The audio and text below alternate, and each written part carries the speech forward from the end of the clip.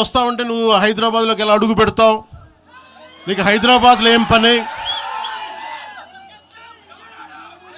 ఇది నేను ప్రత్యేకించి చెప్తా ఉన్నా. మీరెవరైనా నన్ను బెదిరించడానికి? బెదిరించే వాళ్ళు మీ అయ్యా జాగీరా తెలంగాణ?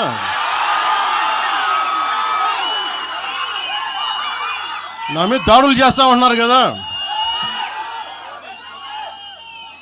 నాకు తెలంగాణలో బెదిరింపుల కంటే కూడా ఆంధ్రాలో బెదిరింపులు ఎక్కువ. నాకు తెలంగాణలో ఇంకా రానివ్వు అంటారు నన్ను.